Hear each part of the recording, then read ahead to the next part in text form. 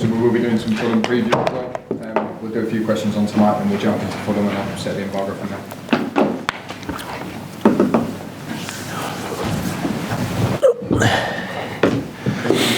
Yeah, Brendan, does it feel like one that got away because of the way you conceded tonight? Yeah, no, definitely. The game worked out perfectly for us, how we wanted to start the game, and scored a very good goal and looked really dynamic and dangerous in the game. But the 7 minutes, unfortunately, you can't plan for that, especially the first one. So it was difficult to take. Second half, we kept pushing. We got into some really good areas, and only criticism was maybe the final pass, and I've said it before, it's just that final bit of quality in the final third, especially with James not playing. But the players gave everything. They started how we wanted to. They finished strong. They had to be resilient at times against some top players, and just disappointed for them that we didn't get something from the game. What do you say to about Faes in a situation like that, particularly with the first goal, because we can clearly hear Danny is called early as the ball comes in? Yeah, listen, it's just a decision you make as a defender in the game. There's no real trouble. The ball's coming in. It's like you say, it's coming into Danny's hands. But it's, as a defender, you make those decisions. And since he's been with us in the short time, he's been absolutely brilliant. And he normally makes the right decisions. It was just freakish, really, the goal, and then he was unfortunate with the second one also. You feel like you picking up after, obviously having got 2 own goals in such a short space of time. It's obviously disappointing for him.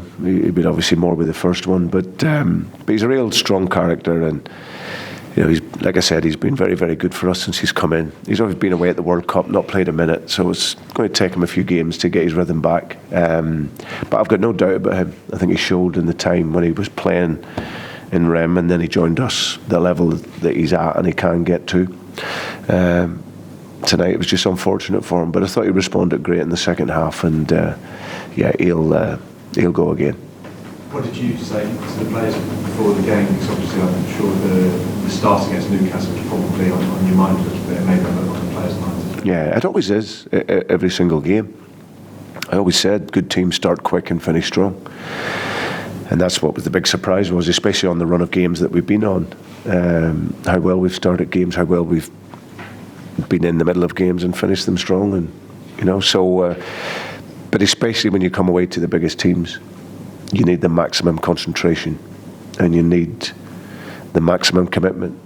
And so that was the key message in terms of, if you're talking about mental strategy, get into the game. We want a fast start, so you've got to make sure in the warm-up you're right, your concentration's right.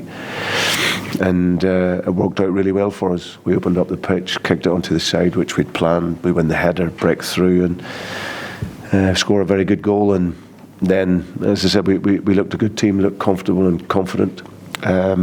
You expect a little bit of pressure from Liverpool because of the level of players, but that little 7 minutes ultimately cost us, which is disappointing.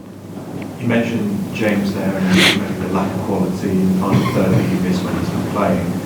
I think you said before the game you're going to assess him in 7 to 10 days. Is that right? Yeah, he's had good news from the scan, which is positive for us. I think the medical team will work with him between now and over the course of the next 7 to 10 days to build him up, so hopefully we get no reaction from that. And if that's the case, then he can hopefully then rejoin our training group. We'll have to be mindful as well, it's been probably about 8 weeks or so since he's played a game. Everton was his last real game, so he's not going to come in and be right up to speed straight away, but just to have that quality and that creativity and that personality, it takes this team to a different dimension when you have that level of player. And I'm pretty sure he would have enjoyed himself tonight, but we just need to get him back, and hopefully he can then be really important for us for the second part of the season.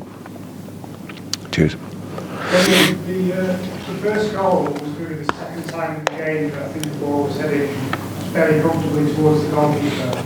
He shouted for it, but the defenders put it out. Is there a bigger communication problem with that?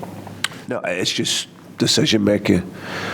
I think as a defender, if you've any doubt, you want to get the contact, and I'm sure if Wout didn't slice it and he's hit it flush, then it would, we wouldn't even be talking about it. So No, it's just a decision, and unfortunately it's gone against us.